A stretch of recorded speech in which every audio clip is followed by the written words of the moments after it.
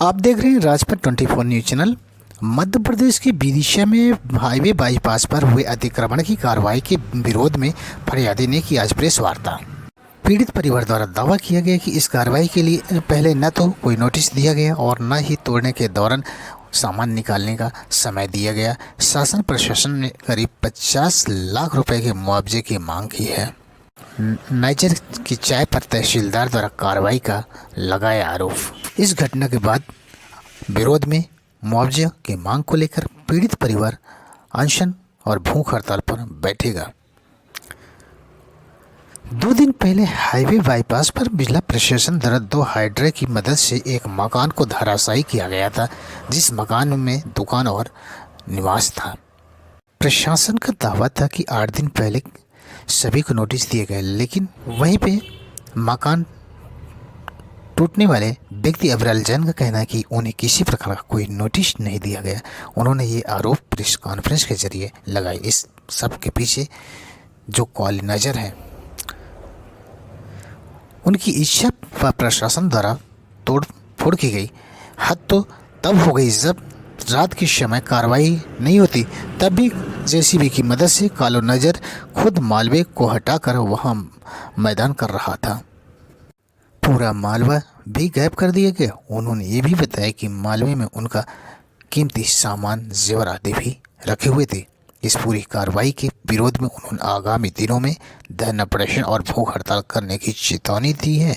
देखिए विदिशा से तोरण सिंह शिल्पकार की ये रिपोर्ट।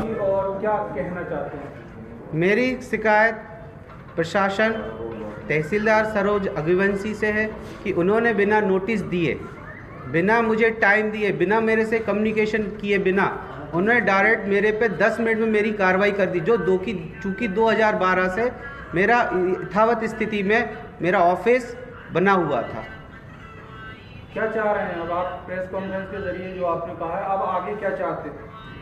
मैं ये चाहता हूँ कि मेरा को जो सामान मेरा चला गया, जिसमें ये इस भूमाफिया को कॉलोनाइज़र को फ़ायदा पहुँचाने के लिए जो उन्होंने मेरा नुकसान कर दिया है, मुझे उसकी क्षतिपूर्ति चाहिए, जिसकी क्षतिपूर्ति लगभग राशि 50 लाख से ऊपर निकल रही है। कॉलोनाइजर का आप नाम ले रहे हो, कौन है कॉलोनाइजर? कॉलोनाइज़र कृष्ण बिहारी शर्मा, सरदार सिंह रघुवंशी, जिनको मैं जानता हूँ। और भी 2 नाम बताइए। एक ऋषिश भदौरिया। कैसा इनका फ़ायदा पहुंचा रहा है? इनका फ़ायदा इसलिए, पीछे इनका प्लॉट है, इनकी कुछ ज़मीन है, शायद उनके कब्जे में है, किस नाम से आई डोंट नो, मगर क्योंकि चूँकि मैंने कल देखा था वो उस ज़मीन को पूरा लेबलिंग कर रहे थे और ये कह रहे थे ये मेरी ज़मीन है और मैंने तुम्हारे लिए बिल्कुल हटाया है और तुम्हारे ऊपर कार्रवाई इसलिए करवाई है कि मेरा बहुत बड़ा फ़ायदा हो जाए, मेरी ज़मीन ये पूरी फ्रंट में आ जाए और तुम अवैध हो। सूत्रों के अनुसार आप पहले पार्टनर थे उनके साथ और आपने उस जमीन का मुआवजा भी ले लिया, इसके बारे में बताइए। मैं आपको पहले बता दूं, मैं उनका कभी पार्टनर नहीं रहा हूं। मैंने उनसे प्लॉट परचेस करा था और सबसे पहला मकान मैं नहीं बनाया था, उसको लीगल परमिशन के साथ और फाइनेंस SBI से फाइनेंस करवा के, और मैं उधर अपना बिजनेस करना चाह रहा था, मगर सडनली 2013 में मालूम पड़ा कि वो पूरा रोड में NH में जा चुका है। फिर मुझे मालूम पड़ा कि जब उनने पूरा परसीमन करा, नपती करी 196 फीट की, तो उसमें मेरा 15 बाई 50 का प्लॉट बचा है। फिर उसको 15-50 मेरा मकान टूट गया, 15-50 पे मैंने निर्माण कर लिया। 15-50 का मेरे को मुआवजा मिला है। प्लॉट उनने मगर पूरा अधिग्रहण कर लिया था, ये मुझे उस समय बिल्कुल नहीं मालूम था। ये मालूम हो गया, अब ये मेरा यथा स्थिति में बना रहेगा। और 2012 के आप सैटेलाइट देखना गूगल मैप पे, तो आपको मेरा मकान ही अकेला दिखाई देगा उसमें।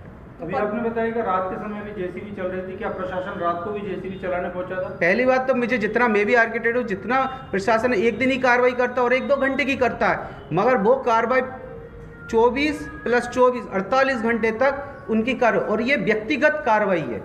जो चूँकि कॉलोनाइजर से कल मेरा थोड़ा विवाद भी हो कि भाई मेरे को कुछ सामान तो ले जाने देता, ऐसी कैसी दुश्मनी थी कि तूने सब सामान हटा दिया।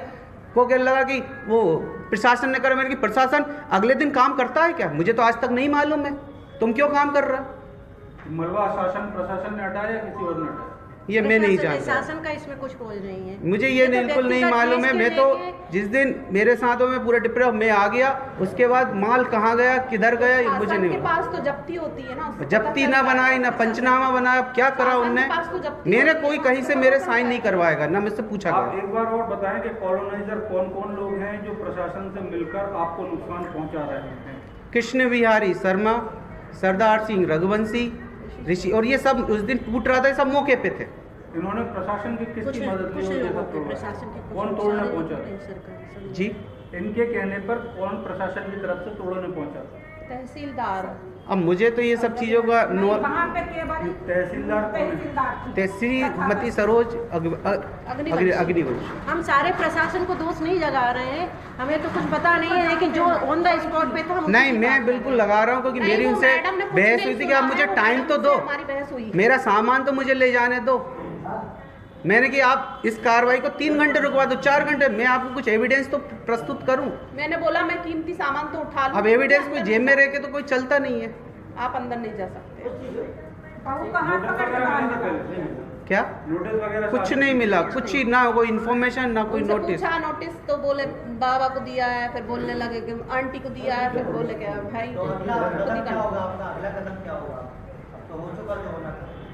अगला कदम है कि यदि मुझे प्रशासन कंपनसेशन दे देता है, मेरा सामान दे देता है, या मेरे को कुछ मुआवजा दे देता है, लगभग मेरा नुकसान 50 लाख रुपए का हुआ है, तो मेरे लिए आर्थिक सहायता होगी और मैं आगे की यथास्थिति पे काम करूंगा।